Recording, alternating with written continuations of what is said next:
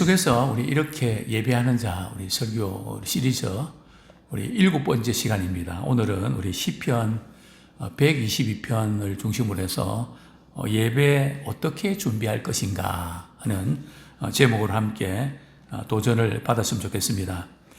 우리 시편 122편 우리 1절에 보면 사람이 내게 말하기를, 그죠? 사람이 내게 말하기를, 누가 누구에게 말한다는 걸까요? 사람들이 여기 내게는 시인을 두고 하는 말이겠죠, 그죠? 사람들이 내게 말하기를, 시인에게 말하기를, 하나님의 집에 올라가고자 할 때에 내가 기뻐하겠도다. 그죠? 그러니까 하나님의 성전에 올라가는 것 자체가 기쁘다는 거죠. 굉장히 중요합니다. 이제 10월이 되면 결혼을 많이 합니다. 그죠? 우리 결혼식 갈 때 어떤 기분일까요? 주로 이제 결혼식 이렇게 당사자 우리 부모님들이나 또 형제들은, 또 여자분들 같은 경우는 어디를 갑니까? 미장원에 가죠. 머리를 예쁘게 이제 가꾸고, 아마 거기 들어가는 비용도 만만치 않을걸요? 저는 그럴 때마다 그 가꾸는 거 뭐 필요한데 돈으로 주지. 그런 생각도 해봅니다. 그러나 조금 뭐 그렇게 해야 되잖아요. 그리고 이제 부주 내고요. 그리고 결혼식장에 딱 들어갈 때 어떤 느낌인가요? 기쁘죠? 그죠? 새로운 가정이 태어나고, 그죠? 아마 그런 느낌이 있을 겁니다. 근데 그것보다 우리가, 오늘 내가, 교회 간다. 하나님께 예배 드리러 간다. 또 믿음의 식구들을 만나러 간다. 그럴 때 그 기쁨은 그 어떤 것과 비교할 수 있을까요?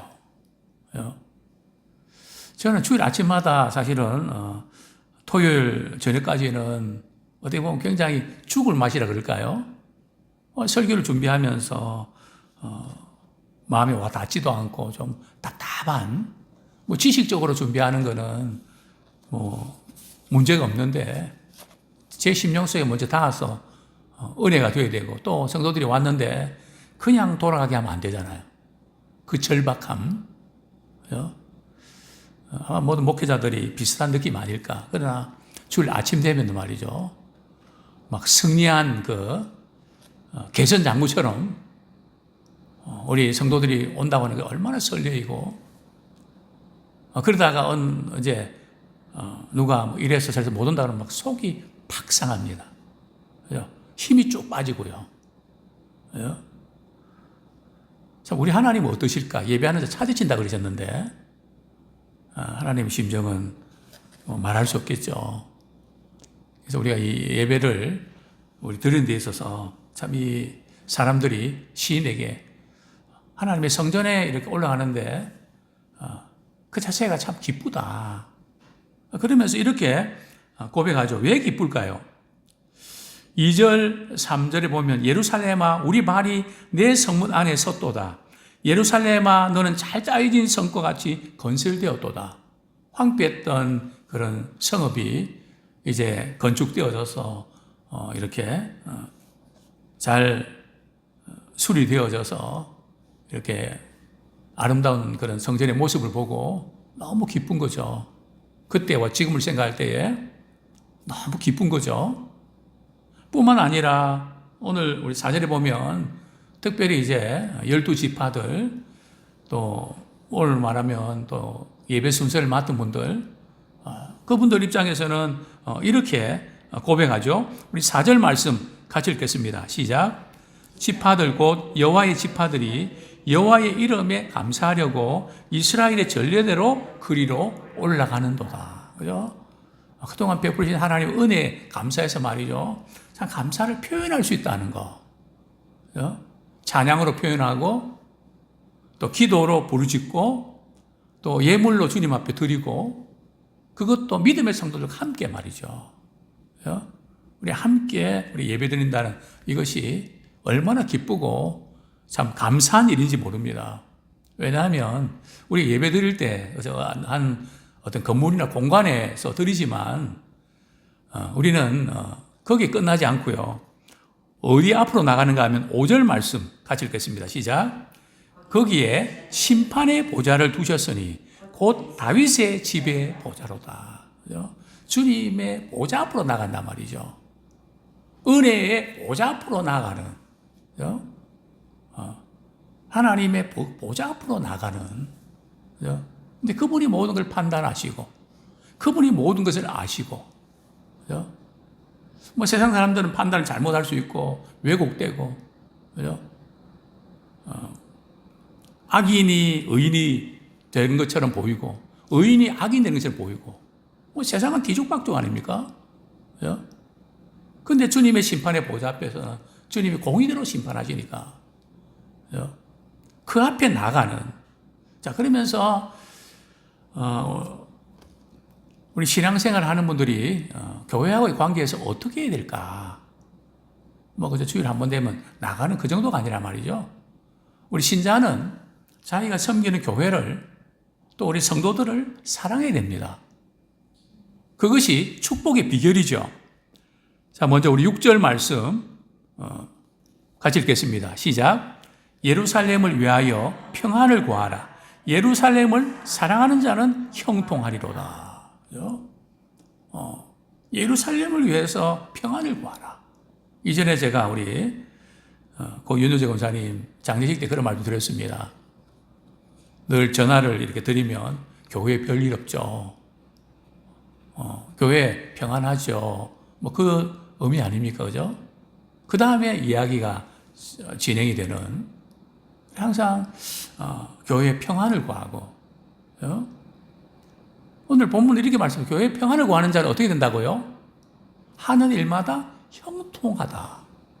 그러니까 교회를 사랑하고 교회에서의 관계가 좋아야지 벌써 교회하고 관계가 틀어지고 불편하면 영적으로 퇴보하게 되고 뭐 신앙생활 자체가 기쁘지가 않죠.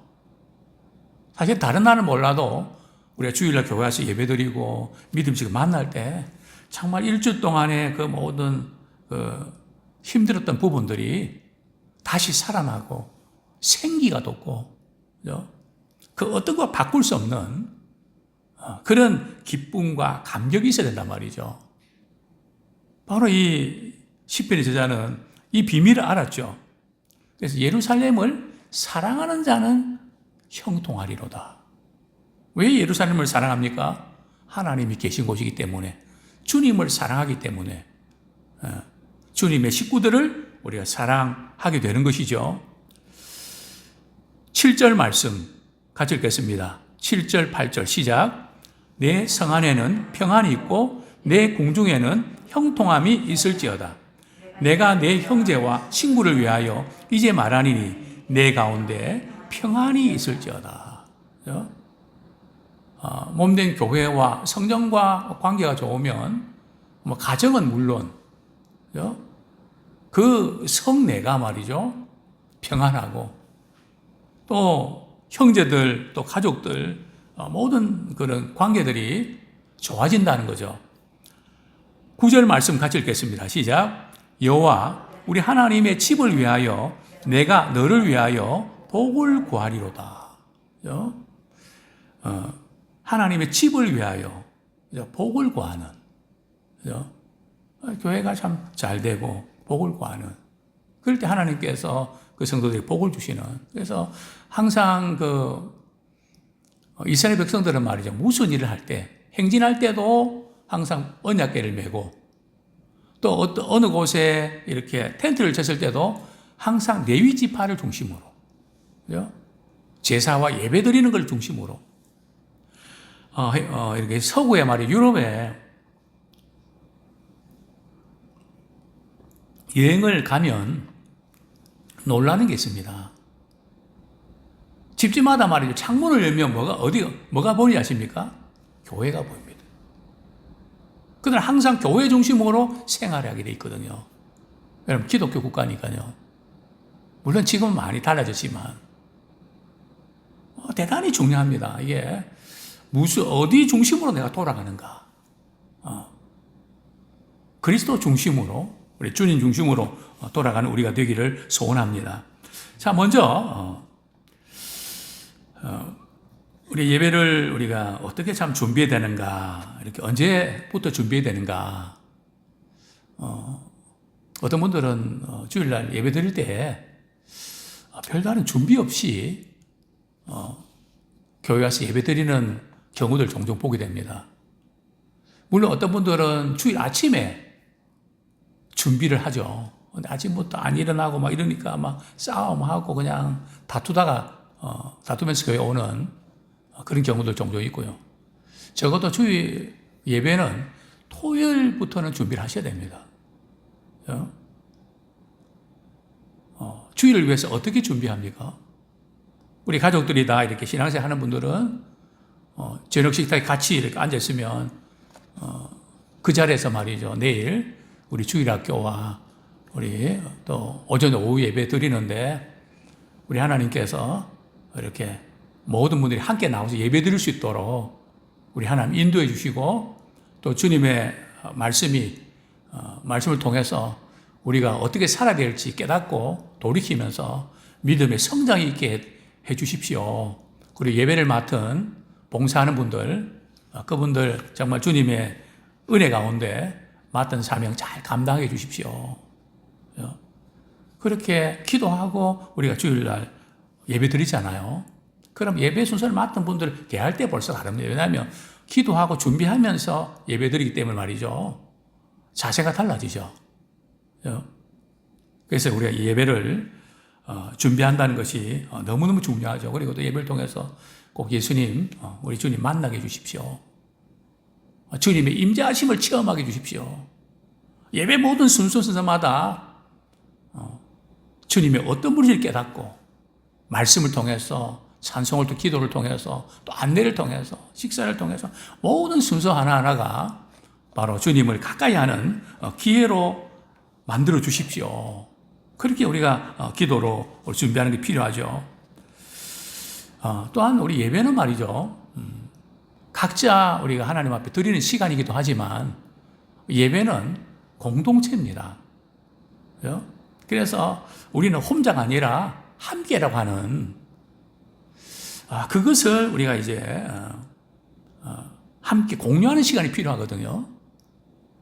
그래서 어떤 목사님들은 이제 예배 설교하기 전에 서로 인사하면서 또 이렇게 같이 하나가 됐다 하는 그것을 또 상기시켜주는 그런 경우도 있죠. 그것도 좀 어떻게 보면 좀 어색도 하고요.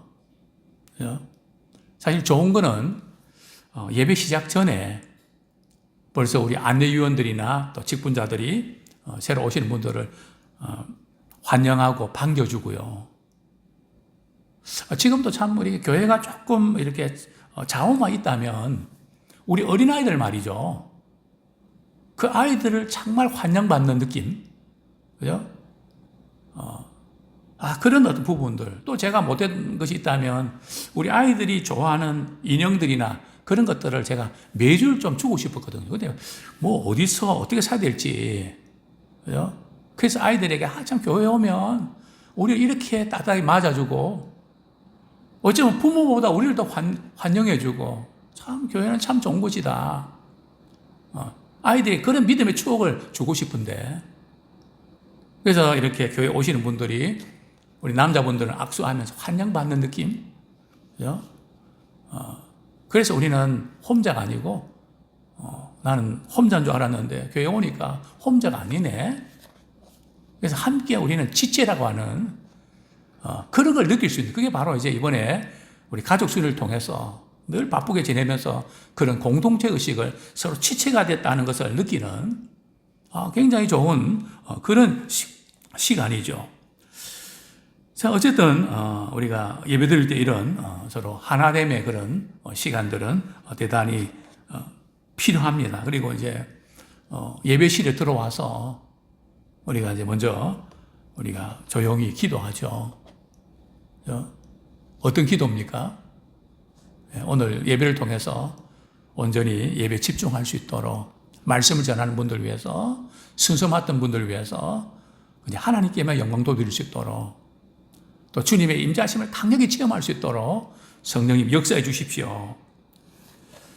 그리고 이제 주보를 이렇게 보고 말이죠. 오늘 성경 본문 찾아서 몇 번 이렇게 읽고 오늘 이 말씀을 통해서 그저 우리가 이렇게 내가 읽었던 성경들 계속 읽을 수도 있지만 우리 예배 드리는 경우들은 그날의 성경 본문을 말이죠. 묵상하면서 오늘 내게 무슨 말씀을 주실까 기다리는 그리고 말씀을 이렇게 또 몇 번 읽거든 궁금한 부분도 있고 그런 가운데 이제 말씀을 더 사모하게 되죠. 자, 먼저 우리 주보에 보면 말이죠. 예배 초대라고 나와 있습니다. 어떤 교회 주보는 예배의 부름이라고 이렇게 나와 있는데요. 예배에 누가 초대하는 거죠? 예배에 누가 부르시는 거죠? 하나님이 우리를 부르시는 거죠. 우리가 아무리 예배를 드리고 싶어도 하나님이 우리를 불러주지 아니하시면 우리는 예배 드릴 수가 없죠. 또 예수님이 나의 죄를 위해서 십자가 지시고 또 하나님과 우리의 관계를 회복시켜 주셔서 은혜의 보좌 앞에 단대 나갈 수 있는 기회를 우리 주님이 우리에게 주신 것이죠. 그렇습니다. 하나님께서는 모세를 통해서 말이죠. 자기 백성을 내 앞에 모으라고 하셨습니다. 부르라고 하셨죠. 그리고 교회가 헬라어로 에클레시아거든요. 에클레시아라는 뜻이 뭔지 아시죠?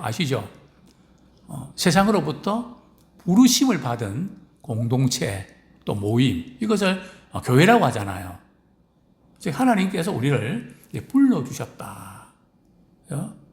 예배의 순서가 그냥 이렇게 만들어진 게 아니고 하나님이 우리를 초대해 주셨다. 어떻게 해요? 목사를 통해서 이렇게 하나님께서 우리를 예배 드릴 수 있도록 이렇게 인도해 주시는 것을 우리는 보게 되죠. 예배 이제 초대할 때는 말이죠. 어떤 성경 본문, 요즘 이제 예배를 조금 간단하게 이렇게 하다 보니까 제가 오늘 이 지금 예배 순서를 보면서 우리가 많이 놓친 게 있구나 하는 걸 돌아보게 되는데요. 우리 하나님께서 우리를 부르시잖아요. 그죠? 그럴 때 그 기도문 가운데 우리 민수기 6장, 우리 잘 아는 본문이죠. 민수기 6장, 우리 24절부터 26절까지 한번 보겠습니다.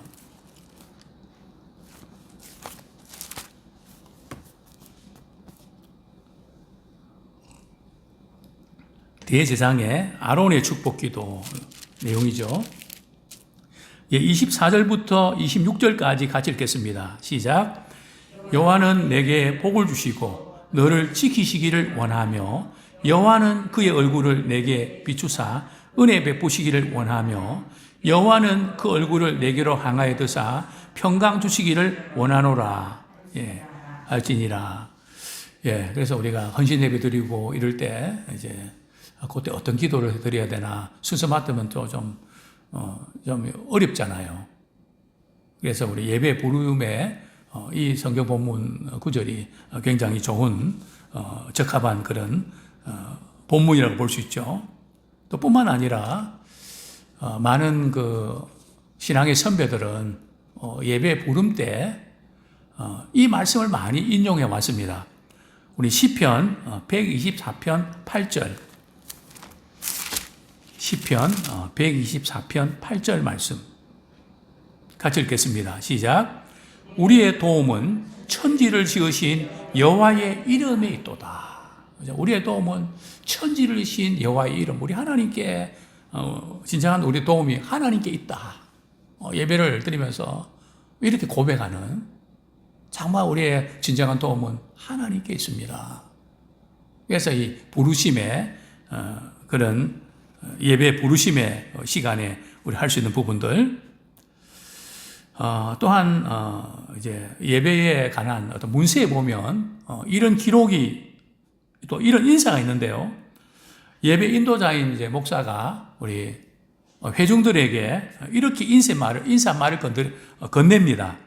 우리 고린도서에 있는 주 예수 그리스도의 은혜와 하나님의 사랑과 성령의 교통하심이 여러분과 함께. 그렇게 하면 회중은 목회자를 예배 인도자인 목사를 향해서 또한 목사님과 함께 이렇게 하다고 합니다. 즉 성부, 성자, 성령님이 여러분과 함께 하길. 그러면 성도들은 목회자에게 목사님도 함께 이렇게 서로 삼일체 하나님 이름으로 서로 인사하는 그런 시간이 있음을 보게 되는데요. 자, 두 번째로 신앙 고백. 신앙 고백이 꼭 필요한가? 어떻습니까?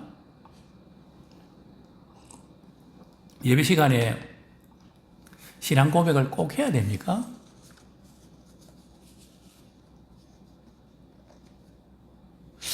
물론 이단들이 신앙 고백을 안 하기 때문에 이단을 판별하는 것 중에 하나가 신앙 고백이 없는 거기는 좀 뭔가 문제가 있다. 이렇게 좀 이야기를 많이 합니다. 그런데 우리가 이제 사실 예배 모든 순서들이 거의 비슷한 패턴이 거의가 아니라 뭐 늘 반복되는 패턴이잖아요. 그러다 보니까 우리가 매너리즘에 많이 빠지거든요. 그냥 습관적으로 형식적으로 이렇게 하기 때문에 어떤 교회에서는 예배를 좀 변화를 이제 이렇게 하기 위해서 여러 가지 시도를 많이 합니다. 그래서 어떤 분들은 뭐 이렇게 열린 예배도 드리고 뭐 닫힌 예배도 있고 열린 예배도 있습니까? 예. 참 그 말 자체가 조금 어폐는 있는 무슨 의미는 알죠. 안 믿는 분들을 교회에 이렇게 오게 하기 위해서 그렇게 우리가 거기에 맞는 예배를 드린다고 이렇게 하는데 사실은 그런 시도 자체가 우리 전도 집회 같은 경우 그럴 수 있거든요. 그러나 예배라는 이름으로 이렇게 할 때는 예배는 우리 하나님께 드리는 것인데, 그죠? 그런 부분들은 우리 고민을 많이 해야 되는데 어쨌든 우리가 이 신앙 고백을 우리가 이렇게 예배 시간에 하는 그래서 이제 저희 교회는 주기도문하고 신앙 고백이 새로운 버전으로 이렇게 바뀌잖아요. 근데 저희들이 많이 힘이 듭니다. 왜냐하면 우리 교단에 가면은 옛날 거라거든요. 그러면 순식간에 헷갈려 버려요. 예. 그리고 우리가 눈 감고 했잖아요. 근데 지금 눈 뜨고 하는 것이 좋은 점이 많은 것 같아요. 왜냐하면 그것을 이제 눈으로 보면서 피드백을 하면서, 그죠? 의식을, 그래서 우리는 찬송 부를 때도 말이죠. 뭐 가사, 뭐 리듬 이렇게 해서 그냥 하는 게 아니라 우리가 이렇게 피드백을 하셔야 돼요. 가사 하나하나가 그냥 뭐 아무 생각 없이 이렇게 부르는 게 아니라, 정말 그런가? 정말 죽게 드리는데 다 드리는데 정말 어느 정도 드리는데 다 드린다고 하지? 뭐 여러 가지 이제 우리가 그 피드백을 하면서 늘 우리가 이렇게 우리 자신이 형식과 매너에 빠지지 않도록 늘 이렇게 돌아보고 도전하는 그런 시간들이 필요한데 신앙 고백도 우리의 신앙의 고백 있어서 그것이 대단히 중요한데요. 먼저 우리 성경 말씀 한 세 구절 보겠습니다. 두 구절 보겠습니다. 성경은 신자가 말이죠. 공개적으로 신앙을 고백하는 것이 대단히 중요하다는 사실을 성경은 여러 군데에서 이렇게 언급하고 있는데요. 먼저 누가복음 12장 8절.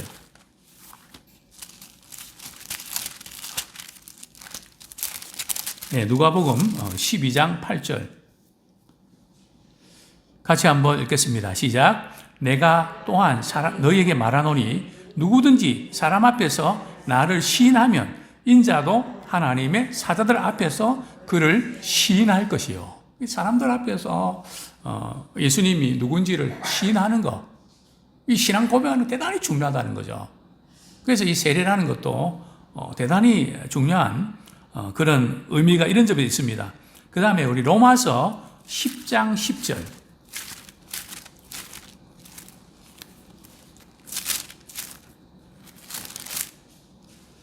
로마서 10장 10절 같이 한번 읽겠습니다. 시작. 사람이 마음으로 믿어 의에 이르고 입으로 시인하여 구원에 이르느니라. 그죠? 마음으로 믿어 의에 이르고 입으로 시인하여 구원에 이르느니라. 그죠? 부부도 서로 사랑하는 거, 마음으로 사랑을 필요하고 또 사랑을 고백하는 거 너무 중요하죠. 그죠? 또 사랑의 고백을 말하고 듣는 거 너무 중요하죠. 그러면서 강화되는 거거든요. 어쨌든 우리가 신앙 고백도 이런 유익한 면이 있습니다. 자, 세 번째로 어떤 찬송이 합당한가? 그 이제 우리 예배 드릴 때에 쭉 보면 말이죠. 찬송이 3번 나옵니다. 그죠? 3번 나올 때 주로 그 찬송을 어떤 찬송을 주로 하는가 눈치챘으면 오늘 제가 이렇게 우리 찬송할 때에 그 3가지 구성에 따라서 제가 지금 오늘 4곡을 불렀거든요. 그런데 이제 예배 시간에는 보통 3곡을 부릅니다. 자, 첫 번째 부를 때는 찬송이 찬송가에서 어느 부분에 있는 것들입니까? 앞부분입니까? 뒷부분입니까? 중간 부분입니까? 앞부분이죠. 그죠? 찬송가의 이런 그 구성을 보면 앞부분은 하나님께 경배하고 찬양하는 거룩, 그죠? 하나님을 향해서 우리가 드리는, 거기에 초점이 맞춰져 있죠. 그래서 우리가, 첫 번째 찬송은 그렇게 찬양 드리고, 두 번째는요, 두 번째 찬송은 구원의 은혜에 감격해서, 그죠? 사죄의 은총에 감사드리는 찬양. 그리고 세 번째 찬송은 말이죠. 주로 설교 끝나고 우리 찬송을 드리죠. 우리 같은 복음성가도 부르고요. 그 내용은 어떤 내용일까요? 그 설교의 주제와 관계된 내용을 부르고 또 그리고 우리가 세상에 나가서 그렇게 살아내고 또 그렇게 힘써야 될 부분들, 즉 파송하는 그런 부분에서 이제 곡을 선정하게 되죠. 이렇게 찬송은 이 3가지 부류로 이렇게 구성되어 있는 것을 우리가 보게 됩니다. 자, 4번째로 기도는 누가 해야 되는가? 우리가 잘 아는 대로 기도는 하나님의 성전이 교회가 만민이 기도하는 집이니까 말씀과 더불어서 기도를 굉장히 강조하고 있죠. 초대교회도 성도들이 모여서 기도하기를 힘썼죠. 기도의 중요성은 우리 이렇게 얼마나 이렇게 말씀드리지 않아도 잘 알고요. 그래서 특별히 이제 그 기도를 누가 하는가? 예배 시간에 기도는 주로 목회자가 그걸 갖다가 목회의 기도라 그럽니다. 그리고 우리 장로님들이나 또 저희 교회 안수 집사님들이 회중을 대표해서 기도하게 되죠. 그래서 이런 목회자의 기도와 또 직분자들의 그 기도를 통해서 우리가 이렇게 해야 될 부분들이 뭔가, 특별히 우리 기도에 이제 포함되어야 될 부분들, 우리 개인적인 기도와 공적인 기도는 조금 다릅니다. 그죠? 전체를 대표해서 하기 때문에, 그죠? 예배 전체와 관계된 그런 부분이 포함되죠. 나라를 위한 기도나 또 연약한 지체들을 위한 기도나 또 목회자들이 말씀 선포할 때에 또 하나님 부어주신 은혜를 위해서 기도하고, 그래서 이런 기도 내용들이 포함되고 또 기도 속에서 이렇게 서로 격려하고 위로하는, 그죠? 그런 부분도 대단히 중요합니다. 자, 그런데 기도 순서도 보면 우리 예배 시간에 기도를 한 3번 정도 합니다. 그죠? 처음에 예배 이렇게 시작할 때는 부분에서 말이죠.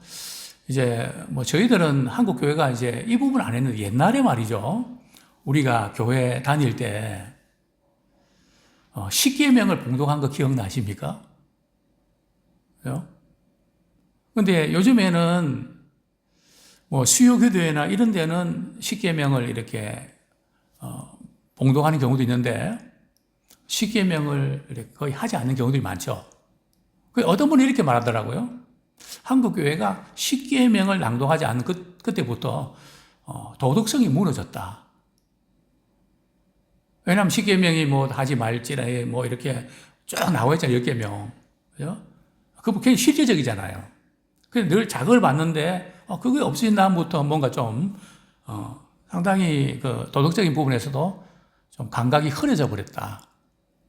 뭐 그게 다는 아니겠지만, 뭐 그런 경향들이 있는 것 같습니다. 그래서 10계명을 봉독하면서 회개 기도를 드리곤 했죠. 두 번째는 설교 전에 기도했습니다. 말씀 읽고 말이죠. 목사님이 설교 전에 기도하셨죠. 그러나 이제 예배 전체를 좀 이렇게 심플하게 하면서 이제 그런 부분들이 많이 이렇게 생략이 됐는데요. 주로 어떤 기도 하셨던가요?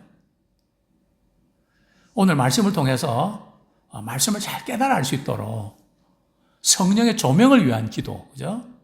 말씀을 잘 깨닫게 달라는 그런 기도를 이렇게 드렸습니다. 그리고 설교 후에는요, 말씀 붙잡고 저희들 같은 경우는 합심해서 이제 동성 기도하고 이제 결단의 기도를 드리는 그것이 이제 우리 기도의 내용인데, 물론 복음 전파, 또 정부를 위한 기도, 뭐 실제적인 도움을 위한 그런 기도를 우리가 드리곤 했죠. 그 다음에 성경 봉독과 설교, 그죠? 뭐 예배에서 이 부분도 너무너무 중요하죠. 근데 우리는 기록된 말씀은 성령의 감동으로 기록됐지만 우리가 설교할 때는 기록된 말씀을 우리가 읽고 선포하잖아요. 그죠? 그럴 때도 성령의 감동으로 기록된 말씀이기 때문에 성령의 역사심이 나타나거든요. 그래서 이 부분에서 우리는 목회자는 목회자대로 꼭 성도들이 필요한 말씀을 전할 수 있도록 기도해야 되고요. 성도들은 목회자를 위해서 하나님, 우리의 꼭 필요한 말씀이 우리 목사님을 통해서 선포될 수 있도록 해 주십시오. 그래서 어떤 분들은 이렇게 이야기하면, 하나님, 목사님, 오늘 제가 꼭 필요한 말씀을 하나님께 주셨네요. 근데 그 빈도수가 높은 분도 있고 그렇지 않은 분도 있습니다. 그것은 무슨 차이일까요? 저는 뭐 목회자가 설교 잘해서 그런 차이보다는 성도들이 늘 그것을 기도할 때 기가 막히게 하나님께서 말이죠, 뭐 평범한 말씀 같은데 그것이 나에게 주시는 말씀으로 꽂힌단 말이죠. 그죠? 그래서 이거 대단히 중요합니다. 그죠? 그래서 우리가 이 기록된 말씀을 통해 선포될 때도 성령님의 역사심을 통해서 살아 움직이는 그런 능력 있는 말씀이라는 거죠. 그런데 이제 저희들이 1년에 한 4번 정도는 우리 함께 예배드리잖아요. 사실 함께 예배드리는 것이 참 중요합니다. 그래서 어떤 교회는 주일학교 없애고요. 왜냐하면 같이 예배를 드리고 한 목회자 이렇게 지도 가운데 해야 되는데 뭐 주일학교 각자 다르고 이래갖고 이 방향이 말이죠. 그래서 주일학교만 이렇게 패스하면 지나면 그냥 커서는 교회로 안 나가버리는, 예배 적응 못하는, 우리는 교육 잘 시키기 위해서 참 이렇게 교회가 어려운 그런 가운데도 그 일을 하는데 뭐 지나고 보면 무언가 이렇게 중요한 것을 잃어버리는, 그래서 저희들이 이제 1년에 한 4번 정도 우리 함께 우리 예배 드릴 때는 우리 아이들 같은 경우는 산만할 수 있으니까 함께 교독하는 것도 중요하죠. 그리고 이제 성경 봉독을 예를 들어서 헌신 예배 같은 경우는 집사님들이나 거기 이제 임원들이 하잖아요. 그럴 때도 철저하게 준비하고 말씀을 붙잡혀서 해야 됩니다. 그냥 쏙 읽는 그게 아니고 하나님의 말씀을 우리가 읽기 때문에 그 말씀 읽는 가운데 놀라운 역사들이 나타나기 때문에 하나님의 말씀이기 때문에 우리 그런 마음으로 우리 준비하는 것이 필요하다는 거죠. 그리고 설교할 때도 이제 개혁교회는 오전 예배 때는 설교 본문을 자유롭게 했고요. 그리고 오후 예배 시간에는 하이델베르크 교리 문답, 교리도 필요하다는 거죠. 성경과 이 교리가 균형 잡힌 아마 그런 설교도 필요합니다. 자, 마지막으로 우리 헌금 시간. 예배 순서에 이제 헌금 시간이 있는데 어떤 분이 이렇게 말합니다. 한국 교회에서 헌금 예배 순서가 그냥 사라져 버렸다. 실제로 말해 저희 교회에 어떤 새로운 분이 한 분 오셨는데요. 헌금 드리는 시간에 시험이 들었습니다. 어떤 시험이 들었는가 하면 헌금을 이제 이렇게 헌금위원들이 이렇게 지나갈 때 말이죠. 몇 명만 헌금함에 집어넣더라는 거죠. 나머지 처분은 내야 되는데 안 낸다는 거죠. 그래서 지금 우리 주보에 말이죠. 썼습니다. 헌금은 예배 전에 헌금함이나 온라인으로 합니다. 처음 분들은 다른 분들 헌금 안 하는 줄 알고 몇 명만 하고 막 이 교회는 막 이상한 교회라고. 그래서 그렇게 생각할 수 있겠죠.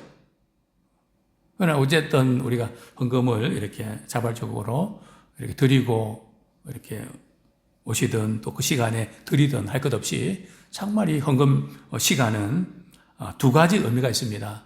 첫 번째는 헌신과 충성을 의미하는, 그죠? 우리 하나님께 우리 자신 물질뿐만 아니라 우리 자신 몸도 드리고 우리 삶도 드리는 헌신과 또 주님이 기쁘시간 일에 제가 충성 다하겠습니다 하는 그 결단의 시간이거든요.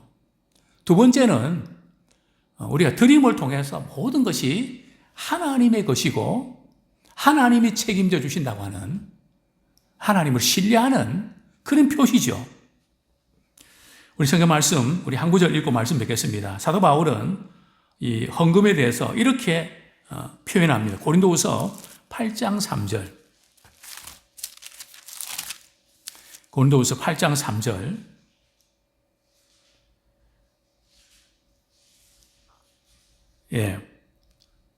우리 8장 1절 시험하기 전에 우리 1절 읽겠습니다. 1절하고 6절 시작. 형제들아 하나님께서 마게도냐 교회들에 주신 은혜를 우리가 너희에게 알리노니. 6절. 그러므로 우리가 디도를 권하여 그가 이미 너희 가운데서 시작하였은즉 이 은혜를 그대로 성취하게 하라 하였노라. 여기 보면 사도 바울은 이제 헌금을 드리는 것을 은혜에 참여하는 것이다. 은혜에 참여하는 것이다. 그렇습니다. 우리가 예배에 대해서 잘 알고 있는데요. 다시 한번 우리가 돌아보면서 또 하나님 연락하시는 그런 예배를 드리는 그런 우리가 되면 좋겠습니다.